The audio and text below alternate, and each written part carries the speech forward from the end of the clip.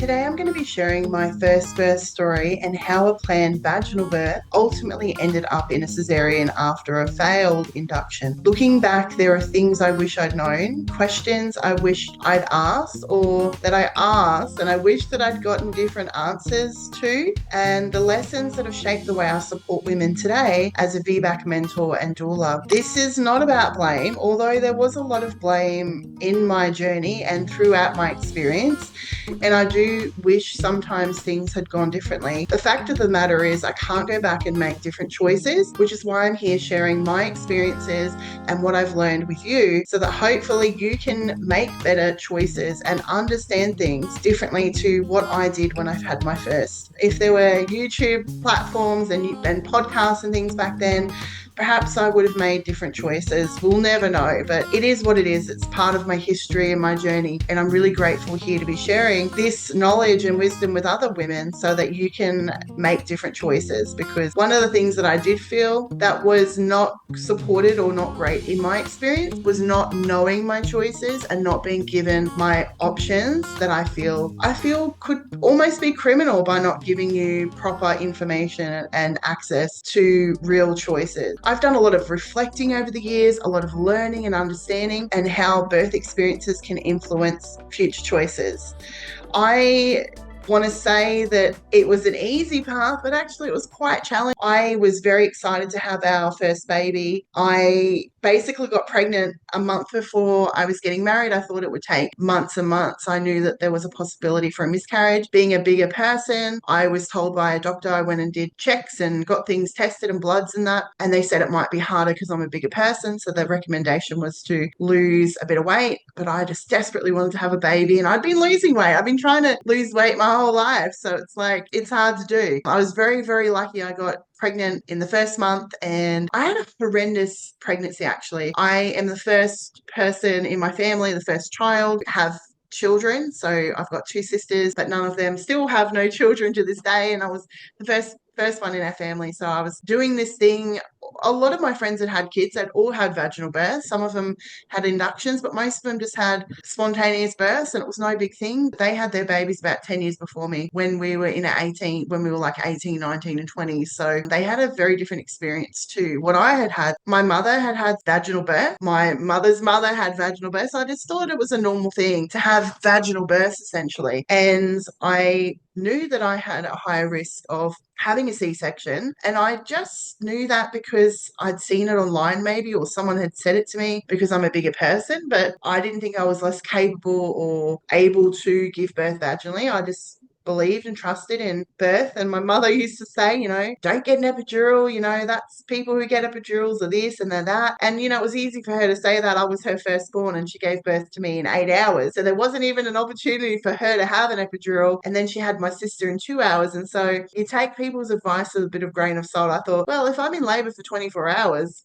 I'm going to be thinking about an epidural. I didn't think I would need an epidural because my mum had done it, and I didn't understand what induction was or anything like that. But I essentially found myself in a time where the gestational diabetes guidelines had changed and they had reduced the rate that they were collecting women and giving them the label of gestational diabetes.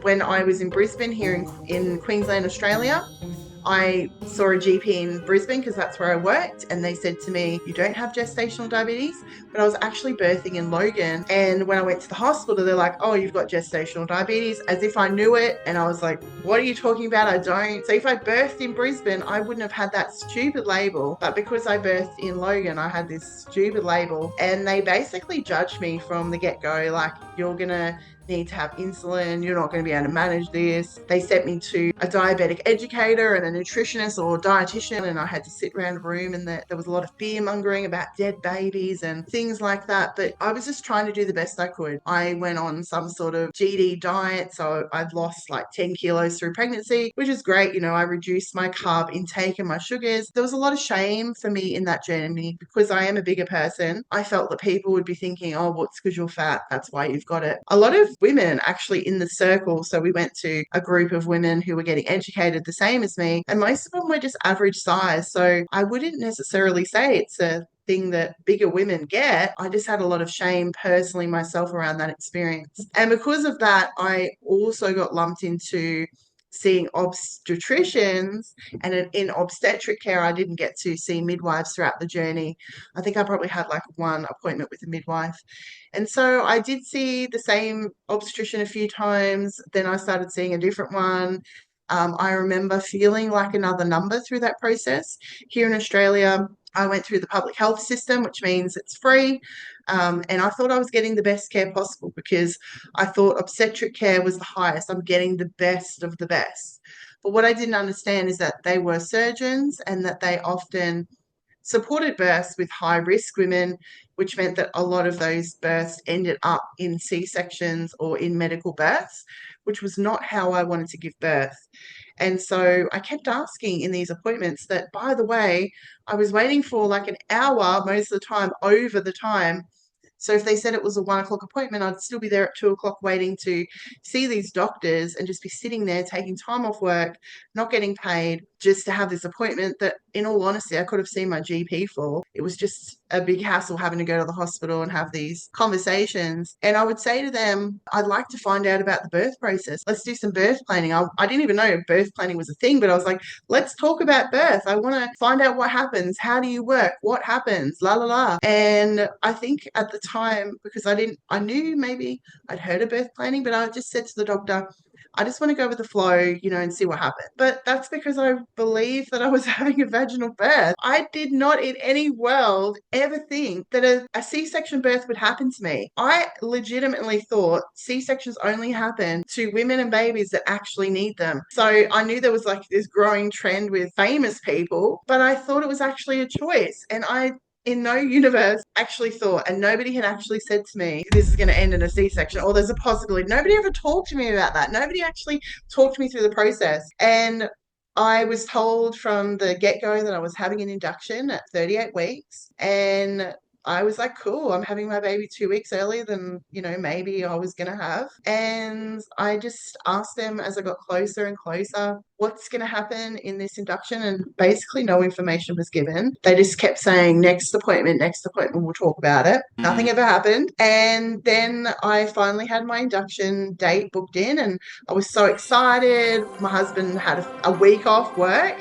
The whole time he only had a week off work. His boss at the time, he still works there 11 years later, and his boss at the time was like, why do you need a week off work? You're like, back in the day we never even took time off work. And it's like, that was really not helpful. So not helpful at all. It definitely put me on a different timer as well, to be like, I want to give birth, have this baby quickly, so my husband and I can have some time together with this baby before he has to rush off back to work. So that was definitely a rookie error. But I guess it was in a time, or things have changed so much now, but it definitely was a time where it wasn't so normal to take time off. Now, taking 4 weeks off for a birth is just the norm. Like, everyone in the workplace is kind of doing it at his workplace now that there's more people working there. He works for a very small business, and so that business owner has had to grow in the way that he supports his employees as well. So we went in for the induction, and basically I had some monitoring.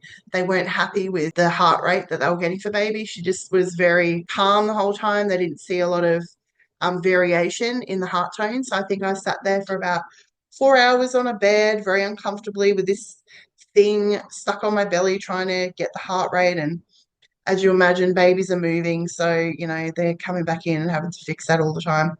But eventually they were okay with that, and then I believe they did a vaginal exam, and they did this Bishop score testing, which they never explained to me, never sat with me and told me. But I know now, looking at my birth notes, that I was not favourable for an induction. My cervix was hard and closed. It was high up. It was not indicating that I would be a good candidate for induction. And I didn't know that the process could actually fail. I thought that I was going to have my baby that night because nobody had explained to me this is a lengthy process. This could take time. This is the process. And I suppose I never really asked. I mean, I'd ask questions along the way, but I think maybe because I wasn't getting any answers, I just thought I was a problem. I'm being too much, or am I the only woman asking these questions? And being a first time mum, I guess I was just, I don't know what's happening. I just trying to do the best I can here. I did have a couple of friends ask me along the way, like, why are you doing that? Why are you having induction? I was like, well, the obstetricians, I'm working with them. They know what they're doing. They've got the best intentions for me. Like, I'm not going to listen to you. I'm going to listen to what they have to say. And they were definitely some things I probably could have leaned into more during that journey of asking my friends questions, or, maybe receiving some resources. I don't know if I would have been open to it either. But I do know that when women hear other women's positive experiences, and the women who were telling me they did have vaginal births, but they didn't have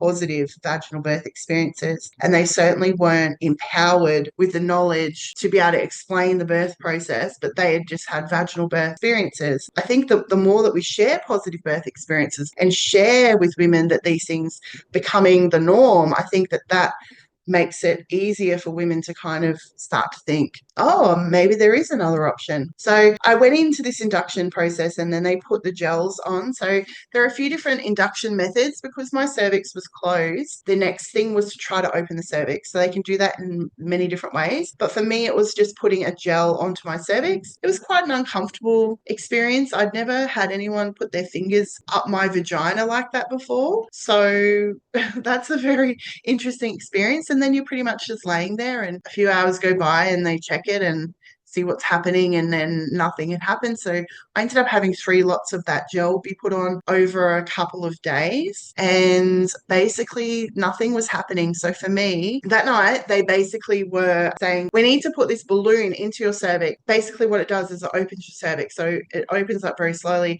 And so I was like, okay, let's do that then.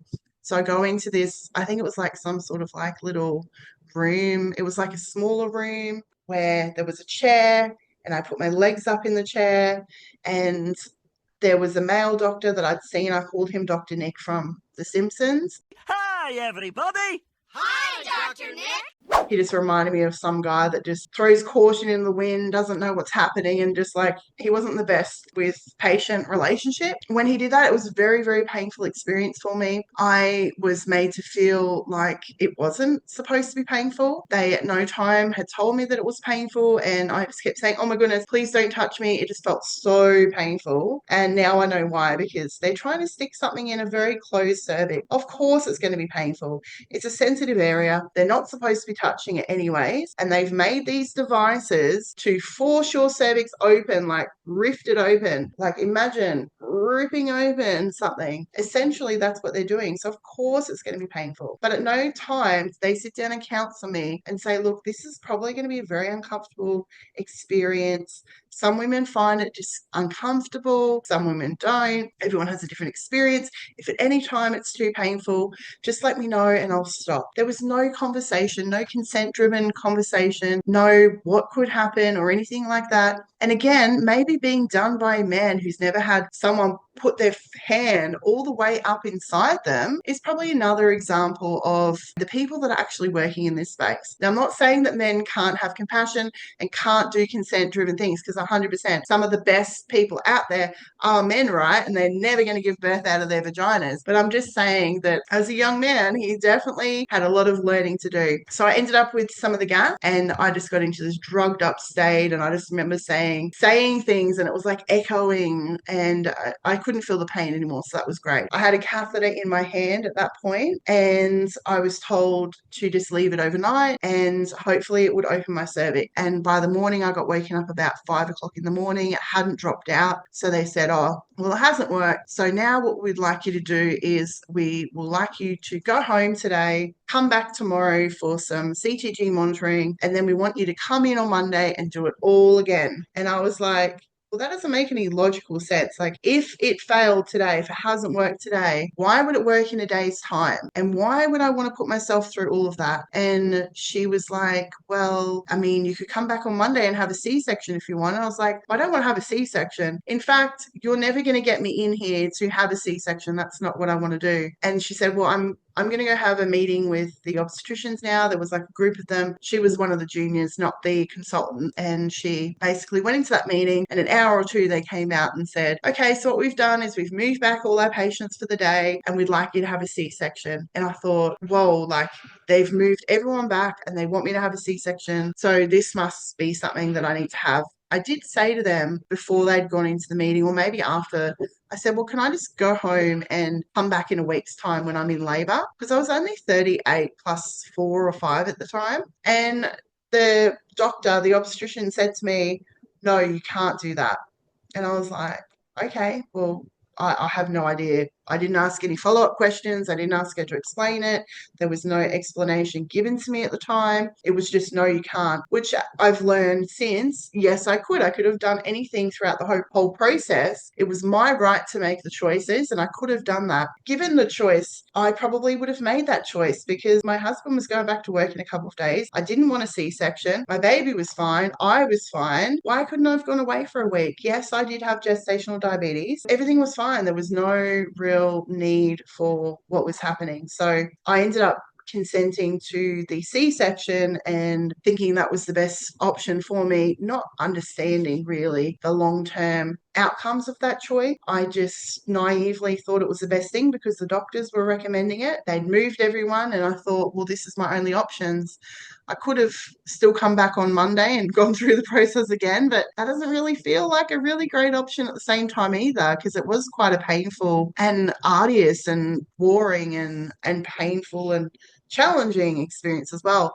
But I also knew I'd be doing that on my own because my husband was going back to work. I guess I wasn't left with many options in that regard. And so I do have a lot of compassion and care for that person because I didn't know any different. I didn't know anything. I know a lot now and I would make different choices now, but I just didn't know those things then. I went into my C-section. My sister was working upstairs as an RN at the time in the same hospital. And because of that, she was able to beg her way into the surgery room, the theatre. I guess that was helpful to have somebody else there who works in theatre all the time, who understands the process, but she took a lot of photos for us, so that was good.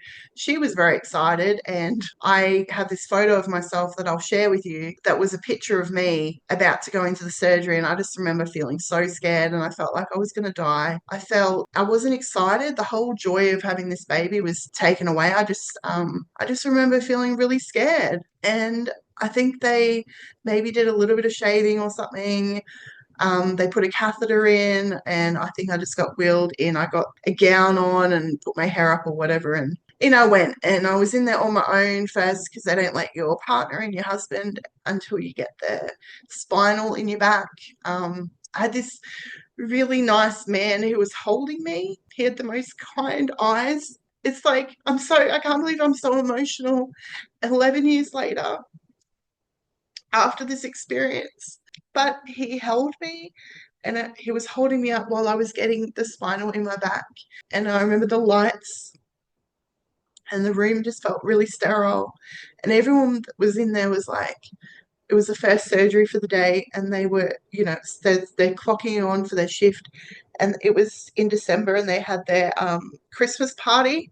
So they were all talking about that as they were wheeling me in. The doctor had spoken to me before I went in and I thought, well, they're not worried at least. Like, it's not chaotic. They're just, I remember they were just talking about the Christmas party. It was just another day at work for them. It was just, hey, you're going to the Christmas party. And here I was having my first child in this room with strangers. Scary.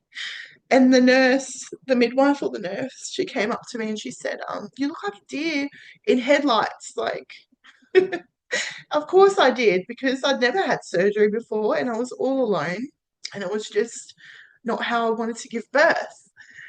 I laid down, they laid me down, strapped me down, whatever they did. And I remember feeling like I was shaking.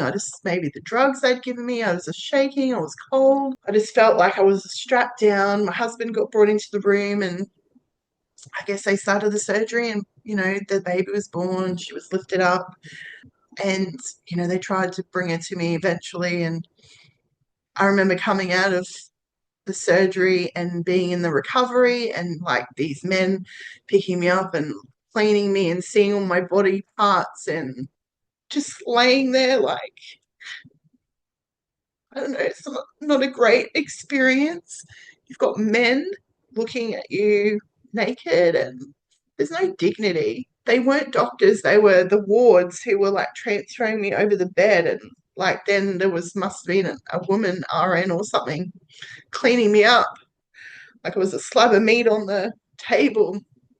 And my baby was she was maybe 10 meters away from me in a bassinet. And the midwife was there just kind of, she's over here, it's fine. And I was just so tired. I just wanted to go to sleep. From the drugs, I just kept saying, thinking, can I just go to sleep now? It wasn't the experience that I was looking for, where it was my first baby.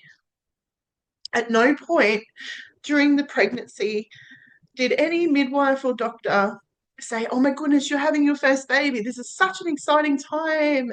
What do you want to name your baby? La, la, la. It was just another day to them. It just didn't matter at all to them. There was no human experience. They just didn't care. It was just, they're so far beyond human compassion, so many of them, that they do this all the time. They just can't connect. And it wasn't a great experience. It was just, I stayed there a couple of nights in the hospital, and that wasn't a great experience. My husband had to leave because they didn't have the facilities for the husbands and the fathers to stay. So I was all by myself, and I just couldn't wait to get home. I discharged myself a day early because I wasn't getting the support I needed. I just felt like I just wanted to be home. So I went home, and I had my husband at home with me, and he was home for a couple of days after he had to go back to work. And then, I was at home, couldn't drive or anything after the C-section. And I ended up getting a staph infection on the outside of my skin, which is pretty common. I didn't know what that was. I started having like a fever, I don't know, a week or two after the C-section. And I had to get a friend to come pick me and the baby up because my husband's at work, and take us, getting the car seat out of the car and put into her car, and I'd had it professionally put into the car to begin with. You just don't think about these things. I started speaking to other women who had had C-sections, and they said, yeah,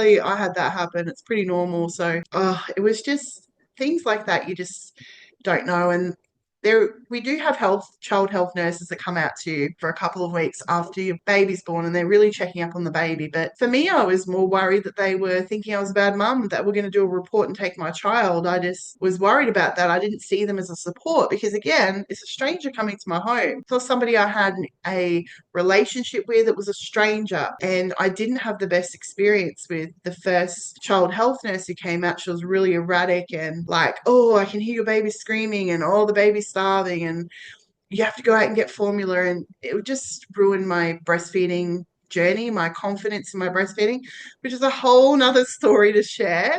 But it was just, you have these free options. But for me, I would have, like, looking back, obviously reflection and hindsight is a wondrous thing. I would much rather save or whatever I had to do to give myself continuity of care with a chosen midwife who knows me, who can provide all of that care at home for me, and who I feel safe and comfortable with, than like a random stranger that I don't even trust. I think that was the feeling throughout my whole experience, was just constantly seeing randoms and them not being invested in me emotionally and not caring on the level that I feel like women should be cared for and babies should be cared for. And I don't even, like, I somewhat blame the healthcare staff, but like at the same time, I understand where they're coming from. If you have no continuity with patients, it's going to be hard, I suppose, to do that. I felt like after that C-section, I let my baby down. I felt like a failure as a mum. I felt like I'd failed myself. I failed my baby. I just felt so guilty after that.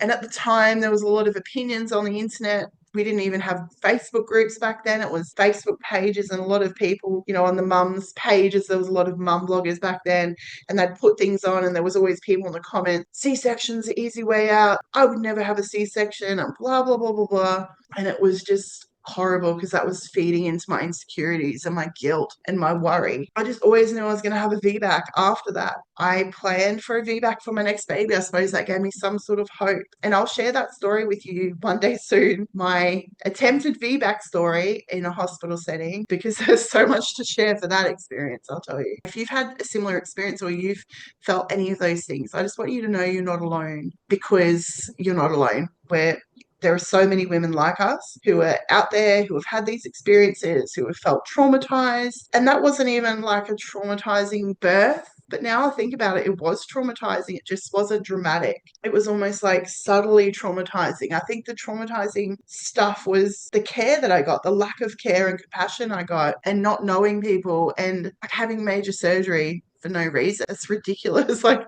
why was I even in there? When I went and had my next baby, the first question people asked me when I said I wanted a VBAC, why did you have your cesarean? Exactly. Why did I? Like, there's no reason. There's literally no medical reason for it. So that was hard. That was really hard for me to have to swallow. And I did have some judgment from friends who said, like, if it was me, I would never have had a C-section. It's like, I literally had a C-section because I felt like it was the best thing for my child, my baby, who I love more than anything in the world. Who else would have major surgery for no reason outside of that?